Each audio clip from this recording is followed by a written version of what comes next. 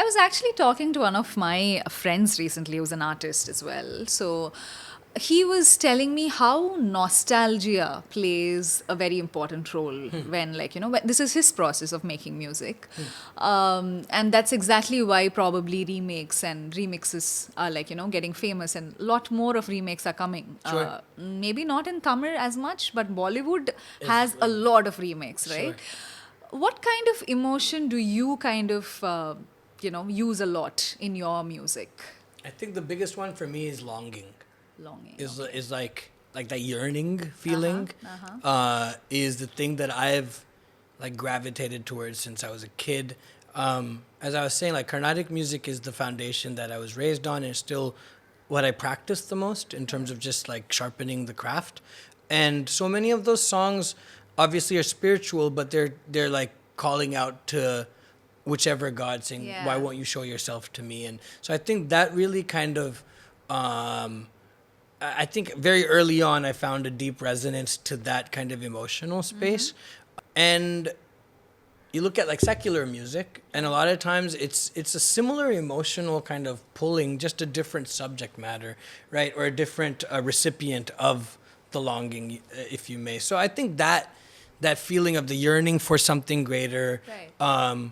reaching for something and trying to figure out when one is going to find it, like the search for universal truth, if you may, like that general kind of emotional space is what has always like pulled me the most.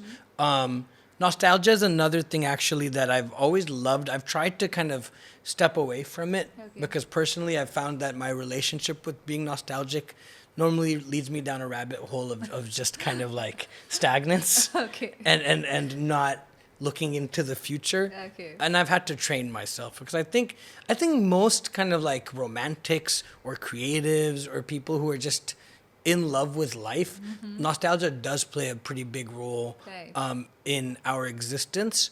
But it can also it can lead to a certain sense of paralysis sometimes, I think. So, and this is for me, I'm speaking Yeah. for myself. Yeah. So I've done some work to kind of like move away from it a little bit. But yeah, I think longing. I think that if the yearning and longing thing is Okay. the thing Okay. that speaks to me the most, Got it. for sure. So you've worked in different industries, right? Tamil, Malayalam, Kannada. Do you think it's important to, learn sort of the culture of the people there when you're singing or making music for them, right? You did say that you make most of your independent music is English. Yes. But as an artist, do you think it's important to understand their culture when you're catering to that audience? I think it's important to, well, I'll say this. Practically, it's a little difficult to kind of like really take in cultural underpinnings of various kind of places. Right. Because, you go through your everyday life and there's like just like stuff going on. But what I've tried to do, I do think it's important to understand the context and the people and what intrinsically makes a certain culture what it is. And I think my method of doing that has been like when I meet people in the context of recording or whatever. I think human beings are the best kind of window into what a culture is. Right. Like conversations with people and not maybe like there's certain elements like the food, the architecture, like more cosmetic elements, if you may, which is great. But what I've tried to do, and I actually haven't thought about this until you asked the question, but now that I'm thinking about it, what I've tried to do is just like really understand the human being on the other side of the conversation. Because most often, if I have a Malayalam song I'm recording, the music director will be Malayalam. If he's not or she's not, then the director will be someone. So there'll be conversation that goes on just in the context of being in the studio and really understanding who that person is. And obviously there's like very individualistic kind of characteristics that are not necessarily specifically tied to culture. But I think what has happened is because I go into these spaces fairly open and just wanting to like get to know someone, Right. beyond like you don't go into a space wanting to make a hit or something. Like, you're just like going just for the experience of it. I think in going in with that sense of openness has allowed me to then build that bridge there. Yeah. So that's automatically a bridge between two representatives of said cultures. And I think that's allowed me to kind of like get into the ethos of what a place is. Right. I think that, but then also I think it's important for a singer, let's say, in the context of playback, to be able to breathe their own life into a piece. Because oftentimes, like, which also I think reinforces the idea that it is a conversation between two or multiple people, where it's a meeting point. Yeah. And I think that's what's been really fun for me. Like, my first song in Telugu, pure Telugu, because I did dub for RDA and Northern Indian Dal, but the first song that I sang specifically for a Telugu film was Adiga Adiga from Ninnu Kori. This was, I think, in like 2015 or so, or a little bit after that. But I know that song and the subsequent ones, for sure, what it did for the culture of music of that industry, there was like a slight shift. Yeah. Because of me kind of coming at it from my perspective.